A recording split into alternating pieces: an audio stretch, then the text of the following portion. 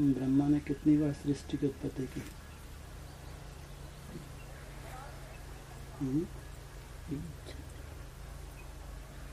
कितनी बार? हाँ? नहीं, 3 बार। चौथी बार में तो ठीक ठाक सृष्टि रच दी थी। ब्रह्मा ने बनाई थी सृष्टि या शिव बाबा ने बनाई थी जिसका विनाश किया? ब्रह्मा ने। शिव बाबा अगर सृष्टि की बनाए तो उसका विनाश हो सकता है? कभी नहीं हो सकता। ब्रह्मा की रचना का विनाश तो शास्त्रों में भी नूंदा हुआ है, ड्रामा में ये नूंद है। ये नूंद भी कल्याणकारी है या अकल्याणकारी? कल्याणकारी। पहली बार कब रची थी सृष्टि? आगे इतनी जगह पड़ी है आगे।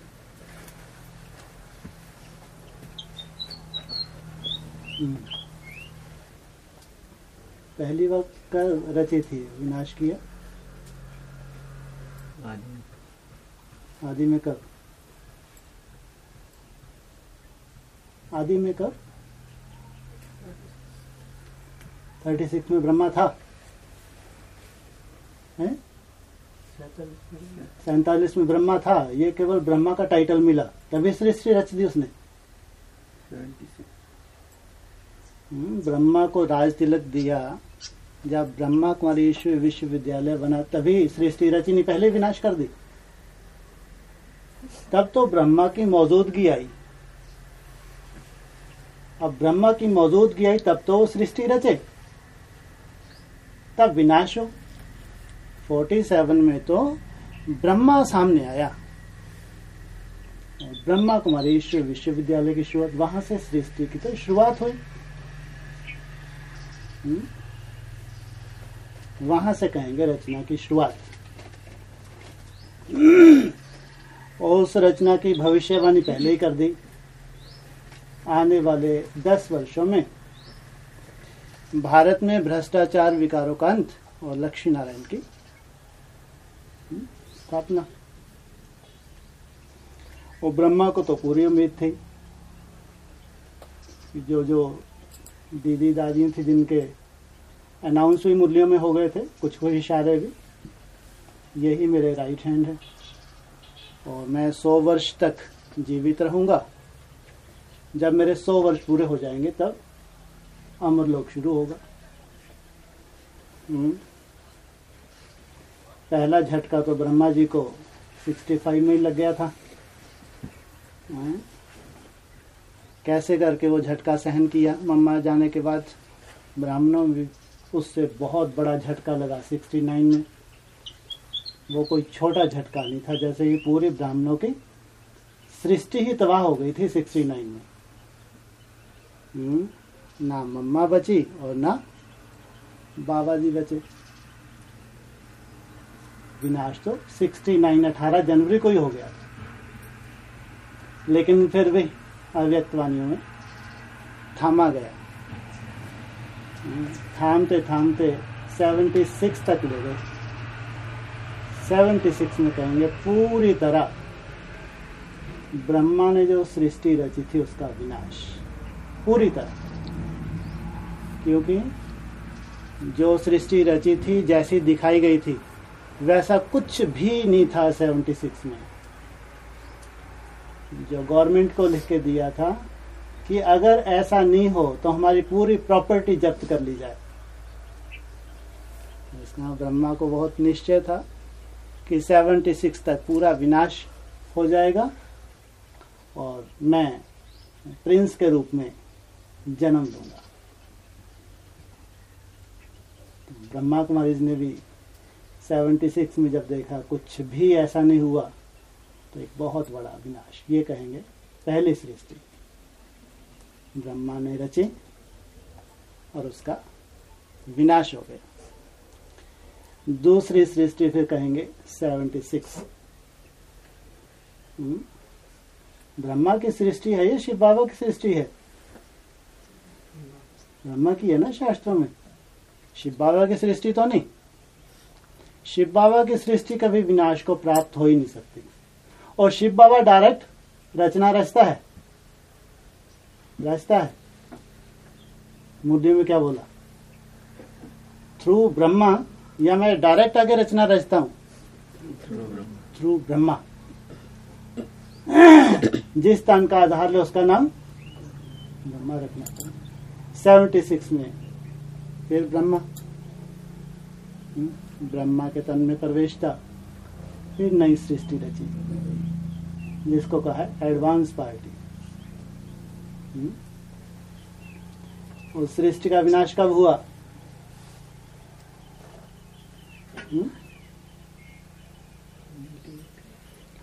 98।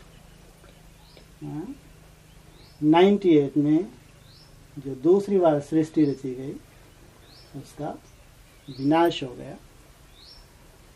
जो बहुत उमंगोत्साह वाली आत्माएं थी उनको मालूम था कि 2000 के आसपास पूरी सृष्टि का विनाश होने वाला है। 2000 में बर्फ में दबेंगे, 2018 में बर्फ से बाहर आएंगे, वहां से सतयुग शुरू हो जाएगा। ये पूरी रूपरेखा जैसे 98 में खल्लास हो गई। ना तो पूरी सृष्टि का 98, 99 तक विनाश हुआ, बर्फ में दबने की बात बहुत दूर। तो क्या कहेंगे, अनिश्चय बुद्धि विनश्यन्ति। ब्रह्मा कुमारी आश्रम 76 में विनाश होने के बाद चारों तरफ और बढ़ा है या खत्म हो गया? बढ़ा है। इसका मतलब विनाश बहुत सूक्ष्म रूप है। कैसे विनाश, कैसे स्थापना हो रही है, इसको मोटी बुद्धि वाले और मोटी आंखों से, स्थूल आंखों से नहीं देखा जा सकता। एडवांस पार्टी का जो विनाश हुआ है 98 में, एडवांस पार्टी वहां के बाद दिन प्रतिदिन बढ़ी है या खत्म हो गई, लेकिन विनाश हुआ। ब्रह्मा ने जो सृष्टि रची थी, उस सृष्टि की जो भविष्यवाणी थी, उस ज्ञान के प्रति एक अनिश्चय बुद्धि, जैसे कि विनाश। 98 से फिर कहेंगे ब्रह्मा के द्वारा नहीं रचना। पहले ब्रह्मा आता है या पहले रचना आती है? 47 में पहले ब्रह्मा आया या रचना पहले आई? पहले ब्रह्मा फिर रचना। 76 में भी बाप फिर रचना। 98 में पहले ब्रह्मा, फिर ब्रह्मा के द्वारा एक नई सृष्टि रची गई। उस सृष्टि का विनाश कब बता रहे हैं? महाशिवरात्रि कब? 2018। घोर अज्ञान की रात्रि। किनके लिए?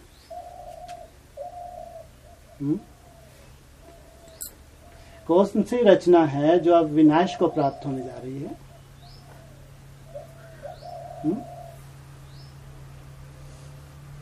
2018 में घोर अज्ञान की रात्रि।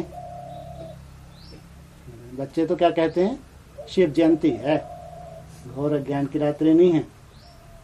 लेकिन बाबा ने तो अभी तक कहीं सुना नहीं है कि शिव जयंती बोला हो। क्या बोल रहे हैं बार बार? महाशिवरात्रि, छोटी मोटी नहीं, महा।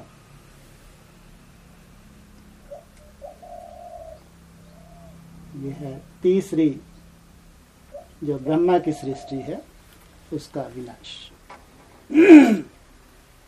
ब्रह्मा जब बच्चा बुद्धि होता है, सात्विक होता है, तो रचना रचता है, फटाफट फटाफट माला बनाता है। बाप क्या करते हैं? स्वीकार करते हैं या हंसते रहते हैं? अजीब बात है। ब्रह्मा माला बना रहे हैं और बाप साक्षी होकर मुस्कुरा रहे हैं। यही बोला ना, बच्चा को बोला, ब्रह्मा को जाओ जल्दी से माला बनाओ, शुरू हो गए, फटाफट फटाफट माला बना डाली। बाप मुस्कुराने लगे। मुस्कुराने में भी कोई रहस्य होगा। बाप मुस्कुराएंगे, अकारण मुस्कुराएंगे क्या? बच्चा बुद्धि है, बना लेने दो। जब समय आएगा तो समझ जाएगा। बच्चा बुद्धि सदाई बच्चा बुद्धि रहता है या सगीर बुद्धि भी बनता है।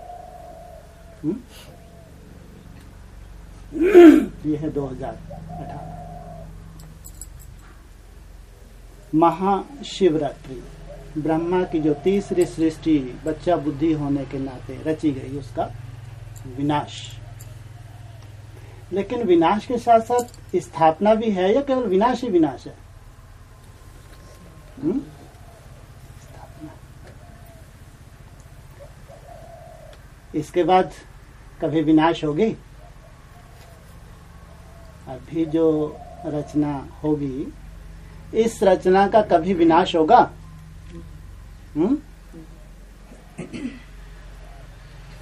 प्योरिटी से होती है स्थापना। ब्रह्मा इम्प्योर है तो रचना कैसी रचेगा? है विनाशकारी, क्योंकि बुद्धि अभी सात्विक नहीं है, बच्चा बुद्धि है। ब्रह्मा जब प्योर बनेगा रचना कैसी रचेगा? विनाशकारी, सात्विक प्योर रचना रचेगा। बिना प्योरिटी के स्थापना हो ही नहीं सकती। ये उसकी बुद्धि में तो बहुत, एक जन्म से ही कहो, बाप से भी बहस कर लेता है तो बच्चा ही बुद्धि। लेकिन ये पॉइंट तो उसकी बुद्धि में बचपन से ही है कि बिना प्योरिटी के कोई कार्य हो नहीं सकता।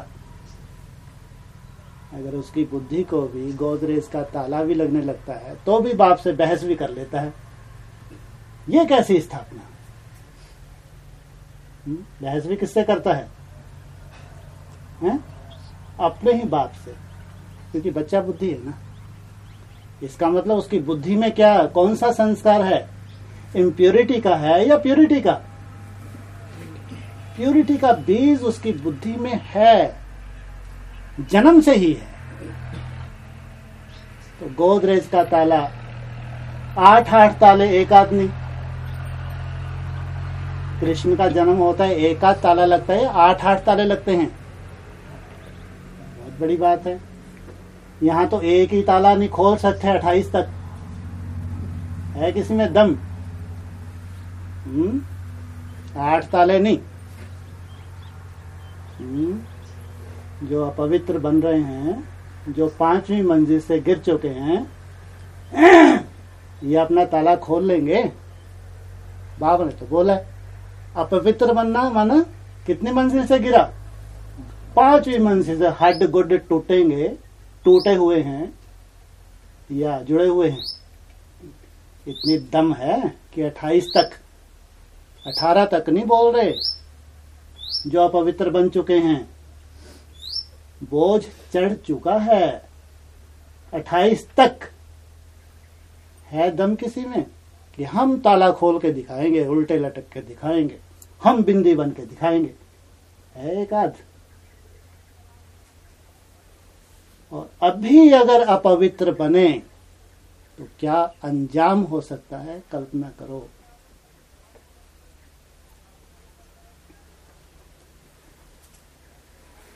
ब्रह्मा में तो 8 ताले लगाएगी, 8 निकल के दिखाओ। 8 तालों के बाद भी बाहर आ गया या अंदर ही पड़ा रहा? बाहर आए, अंदर ही रहा? बाहर आ गया। यह है योग बल। बाबा ने कहा है आत्मिक स्मृति में स्थित तो पूरे संसार की भी हत्या कर दे तो पाप नहीं लगता।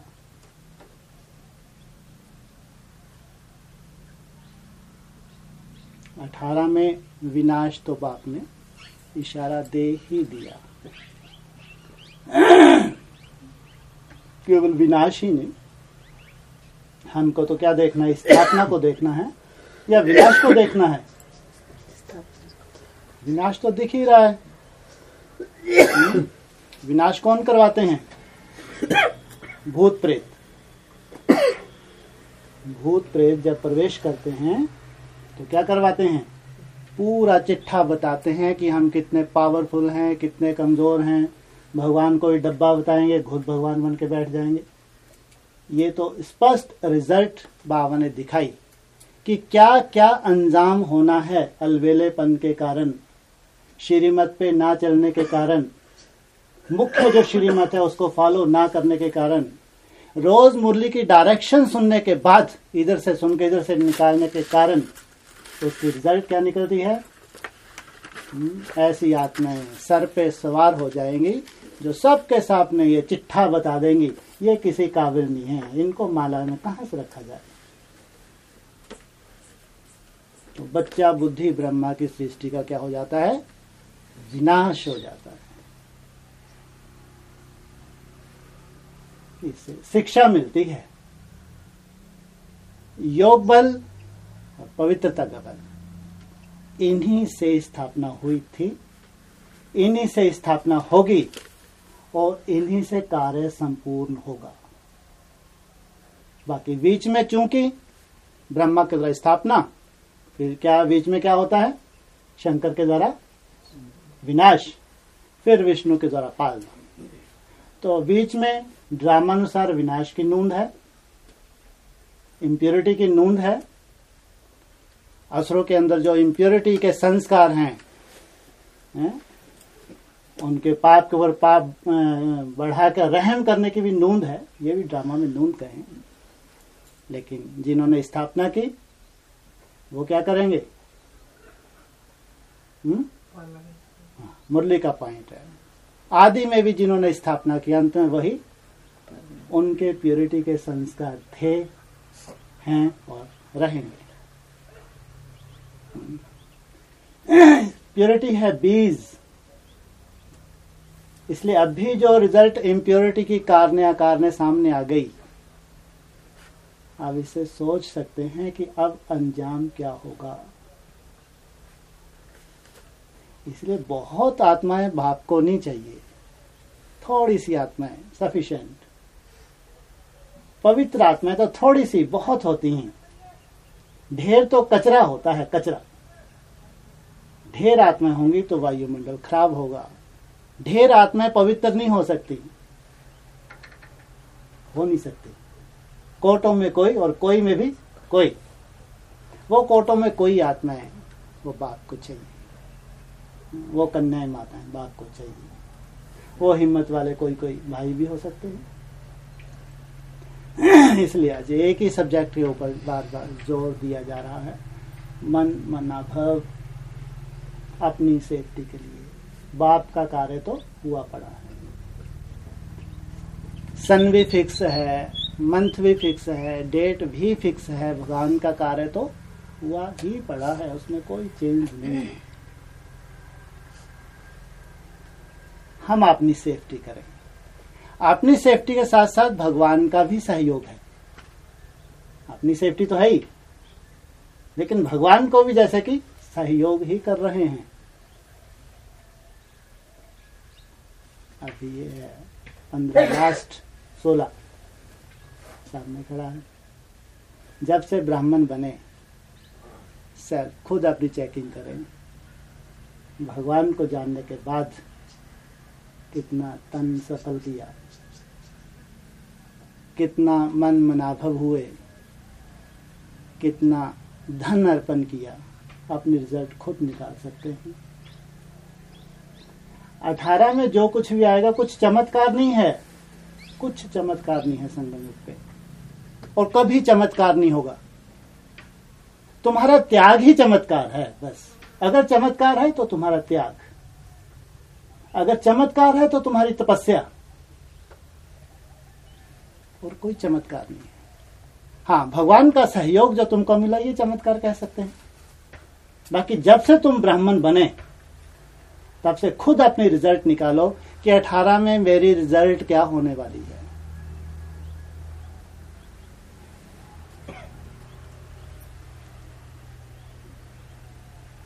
मन मनाभव की बहुत जरूरत है। बाबा ने बोला, जिन्होंने बाप को मन मनाभव को हो, जिन्होंने भगवान को खूब याद किया, उनका मैं सब कुछ स्वाहा करवा दूंगा, ये बोला। कारने अकारने हम में हिम्मत नहीं है, देह भान है, हम इतना त्याग नहीं कर सकते, हमारे बस का ही नहीं है। बहुत बड़े पार्ट तो है भी नहीं, लेकिन जितना भी चटपुंजिया है तुम्हारे पास, उतना तुमको जो पार्ट मिलने वाला उतने भी तुम में हिम्मत नहीं है। तो हिम्मत पैदा हो जाए तुम में, इसके लिए मन मना भव, नहीं तो कभी हिम्मत नहीं आएगी, कभी नहीं लगा पाओगे। धन नहीं मांग रहे, क्या मांग रहे हैं? तुम्हारे कल्याण के लिए उल्टे लटको, पवित्र बन के भगवान में मन बुद्धि लगाओ, नहीं तो तुम्हारे ही सर पे ठीकरा फूटने वाला है। ये कौन सा ठीकरा है नया जो फूटने वाला तेरे ही सर के ऊपर? कौन सा ठीकरा है जो तुम्हारे ही सर पे फूटने वाला है? तुमने ही ठीकरा बनाया है। ये ठीकरा हमने खुद ही बनाया है, पुरुषार्थ को साइड में रख के, जहां जहां बुद्धि फंसा के टाइम वेस्ट किया अभी तक बाप का बनने का, ये है ठीकरा जो तुम्हारे सर पे फूटने वाला है। रिजल्ट संदेशियों से लेने की जरूरत नहीं है। कई बार बहुत उत्सुकता होती है, माला में हमारा कौन सा नंबर होगा, हमको बाबा टचिंग करवाए। अमृत वेले हमारी बहुत अच्छी अवस्था हो तो बाप हमको बताए। अरे बाप क्या बताए, खुद देख लो। ज्ञान में जब से आए अपनी कर्म कहानी, अपना त्याग, अपनी तपस्या, यह है तुम्हारा चिट्ठा।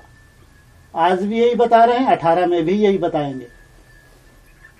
अभी रहम हुआ तो केवल इतना, मन मनाभव हो जाओ, बस ये रहम किया है भगवान ने, और कोई रहम नहीं है तुम्हारे लिए।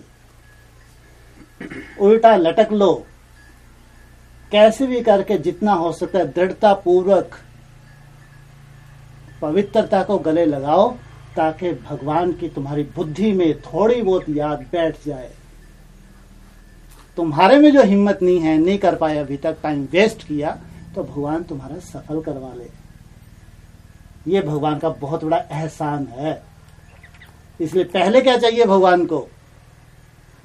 सबसे पहले क्या चाहिए? मन।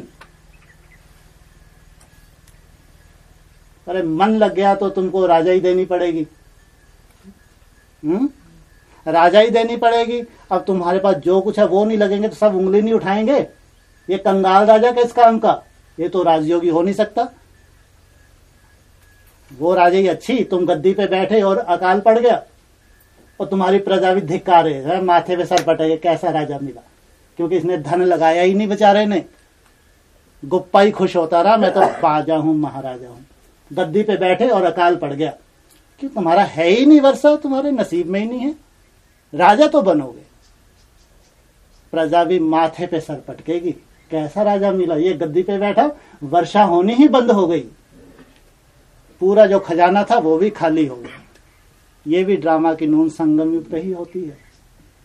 राजा तो बने, कोई काम के बने, खुद भी अभिशापित हुए और अपनी प्रजा को भी अभिशापित किया। इसलिए आज बाप को चाहिए मन। मन मनाभव हो जाओगे तो तुम्हारी राजाई अगर थोड़ी बहुत तुमने इकट्ठी कर ली तो तुम्हारा चटपुंजिया जो कोई काम का नहीं है, बाप तो देखता भी नहीं है। तमो प्रधानता आत्मा का धन लगेगा तो यज्ञ को दूषित करेगा या सफल करेगा? दूषित। इसलिए यज्ञ में बहुत सेफ्टी की जाती है, देख लेते हैं। तामसी आत्मा कोशिश करो, नहीं लगे तो अच्छा। ये धन क्या करेगा? और ही नुकसान करेगा यज्ञ का, खाने पीने वालों की बुद्धि खराब करेगा। हाँ, मन मनाभव वाली आत्मा है, योगी आत्मा है, पवित्र रहने वाली आत्मा है, उसका 1 रुपया भी बहुत कीमती है यज्ञ के लिए। उसमें वो सात्विकता भरी हुई है, इस यज्ञ को और सात्विक बनाता है। ठीक रहा तो फूटना है जो तुमने बनाया है अभी तक, तो तुमने खुद ही बनाया, तुम्हारे ही सर पे फूटेगा। लेकिन अभी जो हमारे पास समय है, एक ही बात के लिए ज्यादा जोर दिया जा रहा है, बात को खूब याद करो, याद करो, याद करो। वो भी अपने लिए, किसी के लिए नहीं। ब्रह्मा की तीसरी सृष्टि विनाश के कगार पर खड़ी है। 18 में बताया बाप ने इसका अंजाम, लेकिन हमको तो स्थापना भी बताई है। विनाश नहीं है, साथ साथ स्थापना की भी नोंद है। भले ही बहुत छोटे स्तर पर स्थापना होगी, लेकिन स्थापना होगी जरूर। ऐसा कभी नहीं होता कि 76 में केवल विनाश हुआ हो, स्थापना हुई या विनाश ही हुआ। स्थापना हुई। 98 में केवल विनाश हुआ या स्थापना भी हुई? स्थापना भी हुई। 18 में केवल विनाश नहीं है, स्थापना भी और होता है। ऐसी स्थापना है जो परमानेंट, और स्थापना सदा ही परमानेंट होती है, ध्यान रखना, भले वो 76 की क्यों ना हो। वहां जो स्थापना हुई वो परमानेंट थी या टेम्परेरी थी? वो परमानेंट। 98 की जो स्थापना हुई है वो भी परमानेंट। अब तो स्थापना में पहले 2, फिर 3, फिर 4। पहले टूलेट का बोर्ड लगा कितने के लिए? 76 के आसपास टूलेट का बोर्ड कितने के लिए लगा? 2 के लिए। और 98 के आसपास 3 के लिए। अभी 4। क्रम है ना, 2, 3, 4। हाँ, वो फिर तो डबल 8, 16, 32, ये बाद की बात। लेकिन फिर तो गाड़ी उठ जाए 2, 3 और ज्यादा से ज्यादा बस 4। ये क्रम है जो नहीं टूटता है, चला आ रहा है। इसलिए आज जरूरत है ज्यादा से ज्यादा भगवान की याद की। इसलिए अपने ऊपर रहम करो, स्वयं के ऊपर रहम करो। नहीं भी मन बुद्धि लग रही है तो भी मन मुनाभाव जो तुम कर रहे हो, जैसे तुम्हारा टूटा फूटा मन है, माला फेर लो, उठा लो, कोई बात नहीं। शिव बाबा ये तो मर सकते हो, बुद्धि तो तुम्हारी लगी नहीं सकती, इतने श्रापित हो। अरे ये तो माला तो उठा सकते हो, शिव बाबा हराम खोर,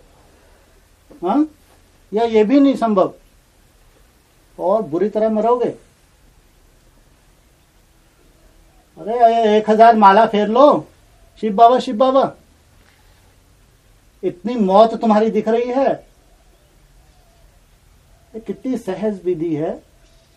माला 108 मन के भक्ति मार्ग की खरीदो, घाट पे जाके लगे रहो दिन भर, शिव बाबा, शायद रहम हो जाए। बाकी मन बुद्धि तो भूल जाओ, इतने तुमने विक्रम कर लिए। मन बुद्धि नहीं, अब तो माला। हाँ, फेरोगे तो छुप गई, सामने तो फेर नहीं सकते, अमृतले बैठ के तो फेर सकते हो। शिव बाबा कोई बहुत बड़ा गलत कर्म कर रहे हो क्या? ये क्या अनर्थ हो जाएगा क्या? तुमने माला उठा के शिव बाबा 2-4 घंटे कर लिया अमृत वेले। यहां इसकी जरूरत। कलयुग केवल नाम आधारा। सामने खड़ी है ये शूटिंग। कौन सी शूटिंग आवाहन किया जा रहा है अभी? द्वापर के बाद कौन सी शूटिंग आती है? कलयुग। ज्यादा समय है क्या? 18 से पहले ही आ जाएगी, 18 के बाद आएगी? 18 के बाद आएगी? पहले ही है। कब से? बाबा ने तो बोला है 18 नहीं, 1-2 साल पहले ही स्थापना कर दूंगा मैं। तो स्थापना हुई तो माना क्या हुआ? द्वापर हुआ पूरा। द्वापर के अंत में आवाहन कर लिया महाभारत का। जैसे कृष्ण का प्रत्यक्षता रूपी जन्म हो गया, ज्यादा ज्यादा 17 गुड़ी पड़वा,